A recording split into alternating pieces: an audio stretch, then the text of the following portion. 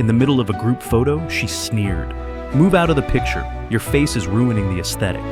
I stepped out of frame and kept walking, got in my car, and drove away without looking back. Later that night, one of her friends texted me. She's still crying. I didn't realize I was a ghost until I looked at her Instagram grid. We had been together for 3 years, living together for 2. If you scrolled back to 2023, I was there. There were selfies of us at Bayshore Boulevard, blurry photos of us eating Cuban sandwiches on a Tuesday, and captions that actually used my name, Owen. Owen made me cafe con leche. Owen fixed the AC, date night with Owen. But if you scrolled up to the last 6 months, I had vanished. The transition was subtle at first. My face was replaced by her hand holding a matcha latte from Armature Works. Then it was just her outfit.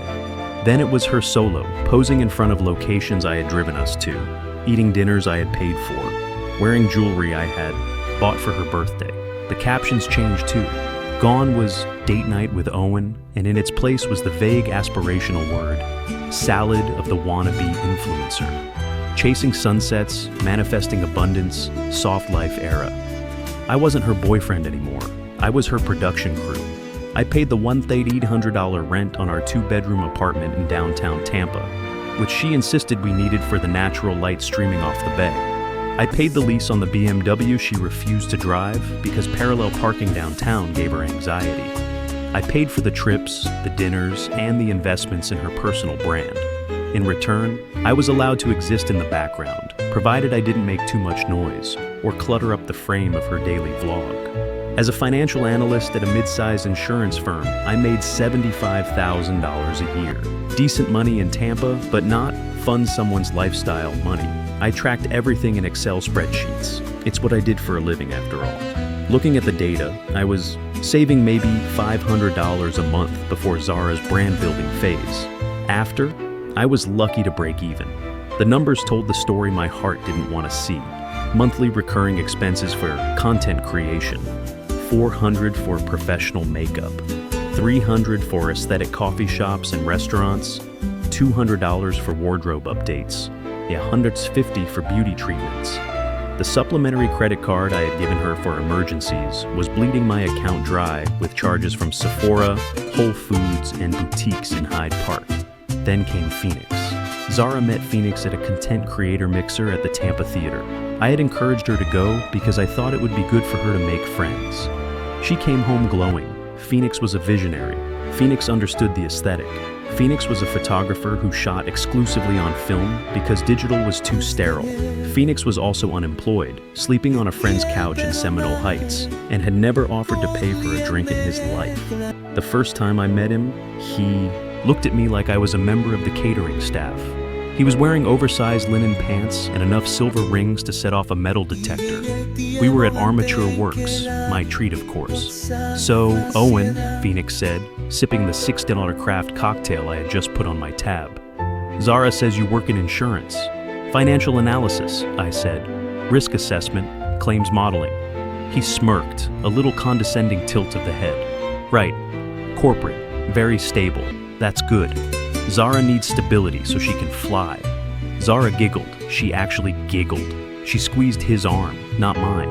"He's so poetic, isn't he? Owen is very left-brained. He doesn't really get the artistic side of things." I took a sip of my beer.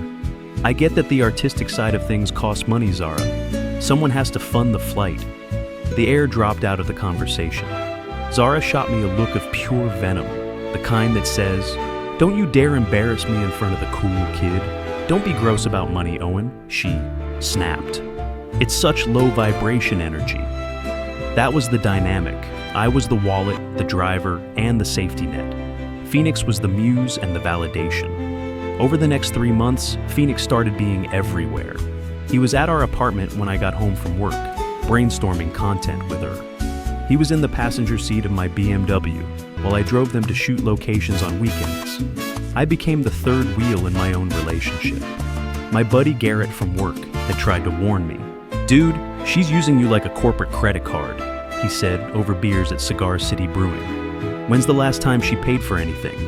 I brushed him off. I told him he didn't understand creative types. Looking back, if I had posted this situation on RMI, the asshole, The verdict would have been unanimous. I tried to bring it up. I told her I felt disrespected.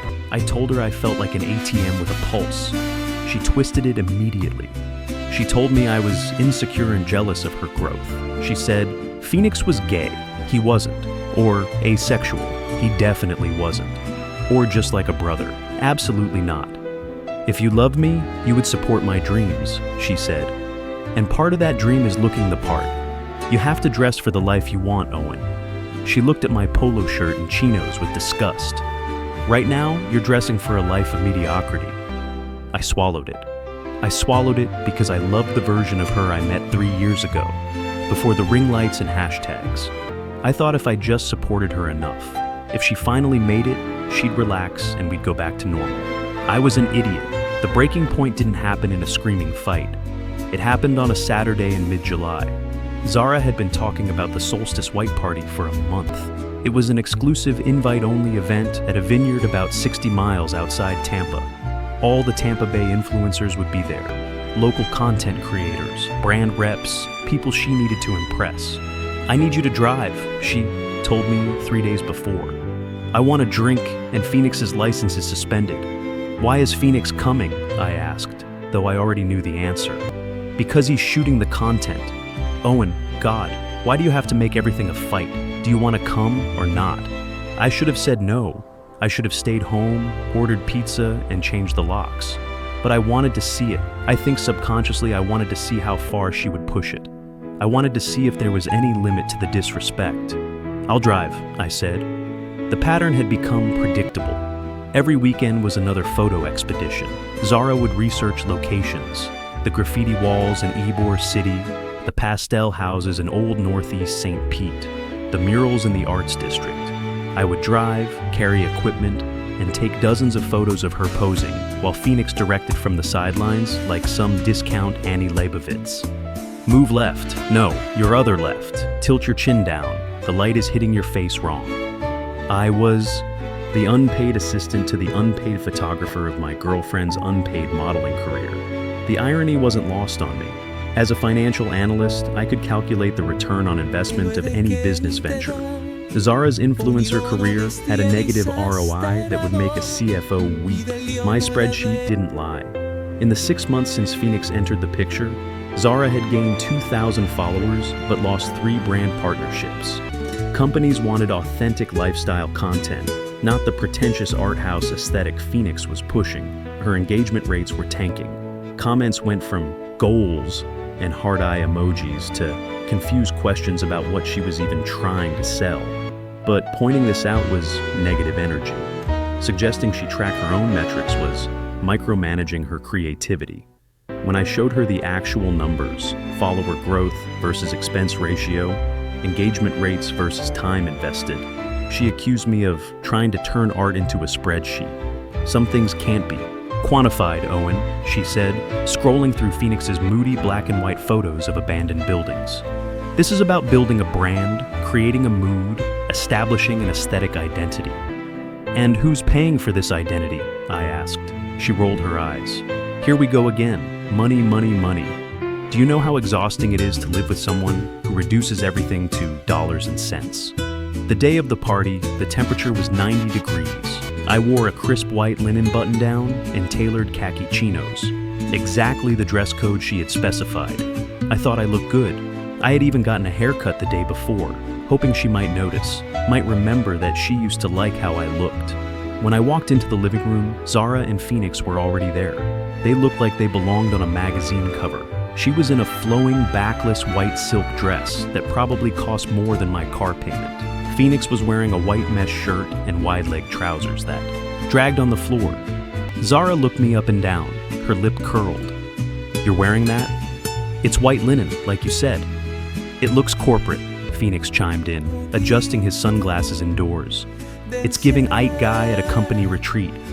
Zara sighed, a heavy, dramatic exhale. Whatever, fine, let's just go. But Owen, please try not to stand directly next to me when we get there until I check the lighting. I don't want to throw off the vibe. I didn't say a word. I grabbed the keys to the BMW. I carried her bag. I carried Phoenix's camera equipment bag because it was too heavy for him. Despite the fact that he claimed to be a professional photographer. The drive was an hour of torture. They sat in the back together. I was the chauffeur. They laughed about inside jokes, gossiped about people I didn't know, and critiqued the Instagram feeds of their friends. Not once did Zara ask me how my week was. Not once did she touch my shoulder or look at me in the rearview mirror with anything other than impatience. "Did you see Melody's post from the rooftop bar?" Zara asked Phoenix. "The composition is so basic. No depth, no story. Right? And that filter is so 2019, Phoenix replied. "Some people have no vision." I listened to them tear apart other creators while sitting in the car I paid for, driving to an event where I would be treated like hired help. The cognitive dissonance was staggering. Zara, who 6 months ago couldn't figure out how to use Instagram's basic editing tools, was now critiquing other people's vision with an unemployed photographer who had never sold a single print. We arrived at the vineyard. It was beautiful. Rolling hills, white tents, expensive cars lining the gravel drive. I parked the car. I got out and opened the door for her. She didn't say thank you. She stepped out, adjusted her dress, and immediately turned to Phoenix. "The light is perfect right now," she said, grabbing Phoenix's arm. "Let's go to the main entrance before it gets crowded." They walked ahead. I followed 10 paces behind, holding her purse and Phoenix's backup lens, watching my girlfriend link arms with another man, while I carried their belongings like some kind of high-end Sherpa. We made our way to the step and repeat, a massive floral wall set up specifically for photos. There was a line of people waiting, Instagram-perfect couples in coordinated white outfits, solo influencers posing with practiced expressions, groups of friends who all looked like they stepped out of a lifestyle blog. When it was our turn, Zara handed her phone to the professional photographer hired for the event. "Okay, Phoenix, get in here," she squealed. Phoenix slid in next to her. They posed, blue steel, pouty lips, laughing candidly at nothing. Flash, flash, flash. They looked good together. I had to admit it.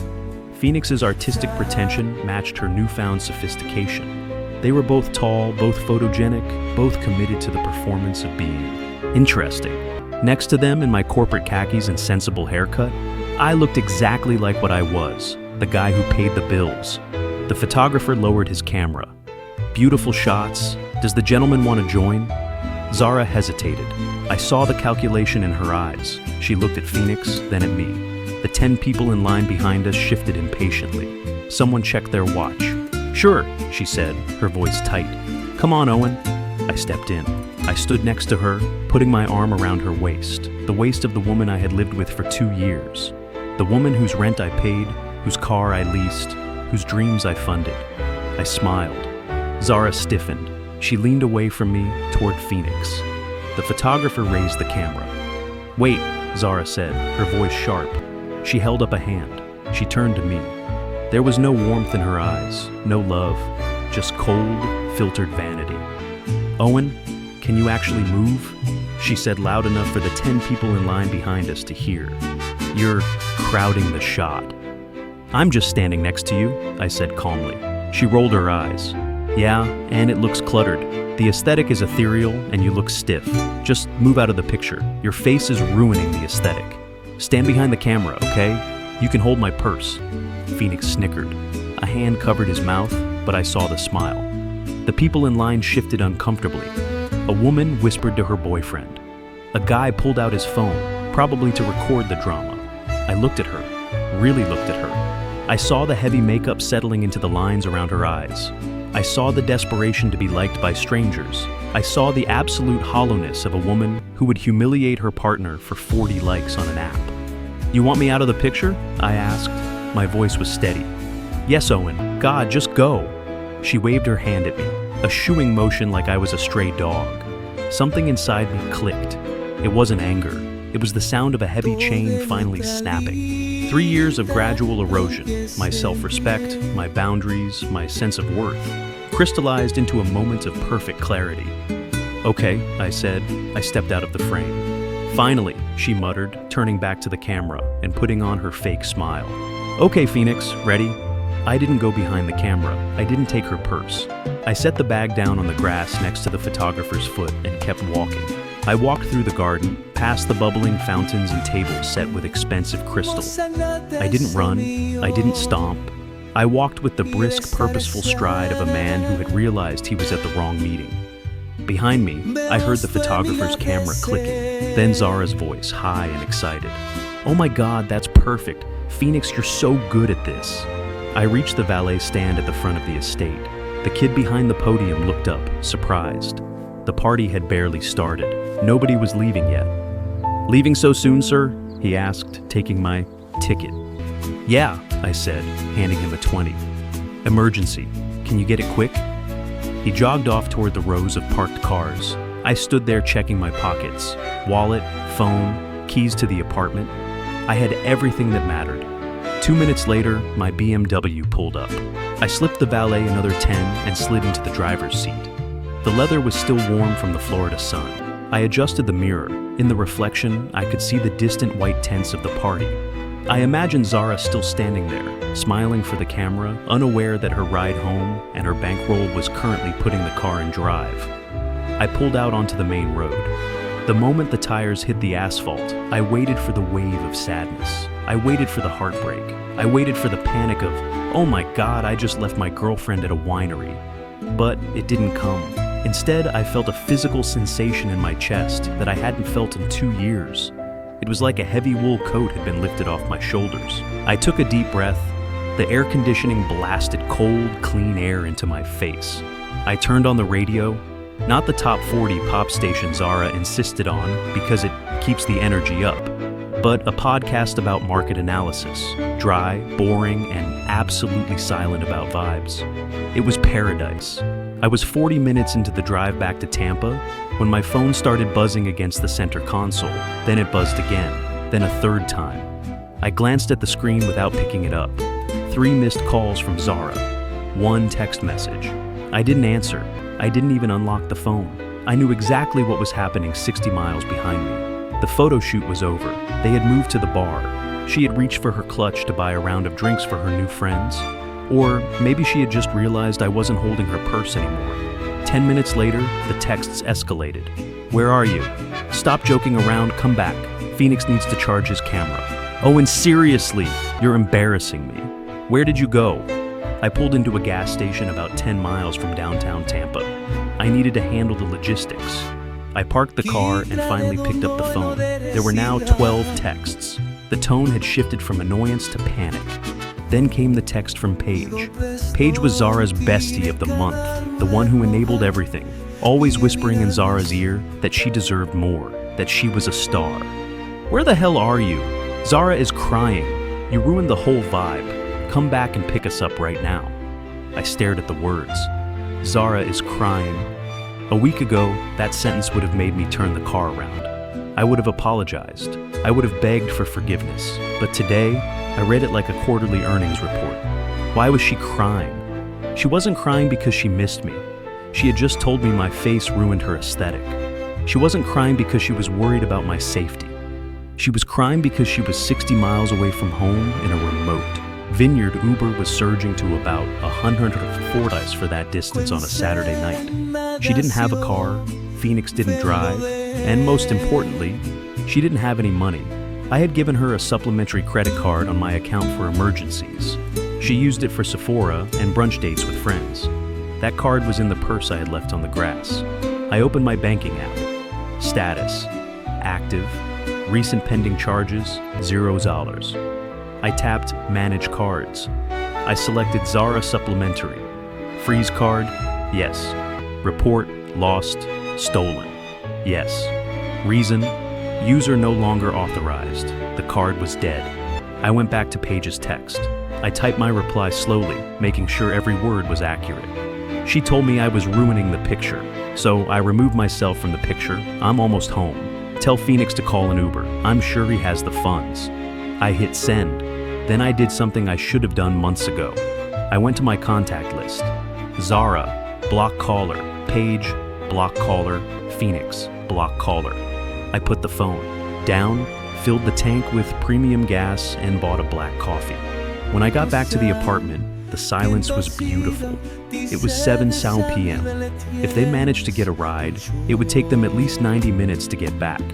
Probably longer if they had to wait for a car that would accept a ride that long. I didn't sit down, I went straight to work. I didn't burn her clothes or cut them up. That's dramatic, and I was done with drama. I grabbed 3 boxes of heavy-duty trash bags from under the kitchen sink. I worked efficiently: bedroom, bathroom, living room. Her skincare products swept into a bag. Her clothes pulled off hangers and stuffed into bags. The silk dresses, the aesthetic neutrals, the designer coats I had bought her. Shoes went into a separate bag. I took down the vision board she had put up in the hallway. I took down the ring light she left, set up in the corner of the living room. By 8:30 p.m., there were 12 large black trash bags sitting in the hallway, outside our apartment door. I wasn't throwing them away, I was just evicting them. I went to the router, I held down the reset button. New network name, 404 not found. New password, a complex string only I knew. I sat down on the couch. The apartment looked bigger, it looked cleaner, it looked like my apartment again. My phone buzzed, bank notification. Transaction declined, Uber Technologies, amount $142.50. Card ending in 4829. I smiled. Transaction declined, Uber Technologies, amount $142.50. Card ending in 4829. She was trying, she was desperate. Then a frantic notification from Venmo. Request, Zara requests $200, memo. Owen, please, my card isn't working. We are stranded. Stop being a psycho. I declined the request. At 10:45 p.m. I heard the elevator ding, heavy, angry footsteps, then the sound of someone tripping over a plastic bag. What the fuck? Phoenix's voice. Then Zara's voice, high and panicked. My clothes! Is this my stuff? Owen! She pounded on the door. Owen! Open this door right now. This isn't funny. I didn't move. Owen, I know you're in there. The Wi-Fi is down. My card didn't work. Phoenix had to call his mom to pay for the Uber. Do you have any idea how humiliating that was? Humiliating. That was the word. I walked to the door. I didn't open it. You have your stuff, Zara, I said through the wood. You have Phoenix and you have the aesthetic. You don't have an apartment anymore. My name is on the lease. You can't do this, she screamed. Where am I supposed to go? Go to Phoenix's. He's a visionary. I'm sure he has a vision for where you're sleeping tonight. He lives on a couch, Owen. He doesn't have a room. Sounds like a logistics problem, I said. Good night, Zara. Eventually, I heard the elevator ding again, followed by the sound of dragging plastic bags. 3 months later, I was closing on a waterfront condo in Hyde Park. Floor-to-ceiling windows, view of the bay. My savings rate had quadrupled without Zara's. Expenses. I was banking $2,200 a month that used to vanish into the void of her brand.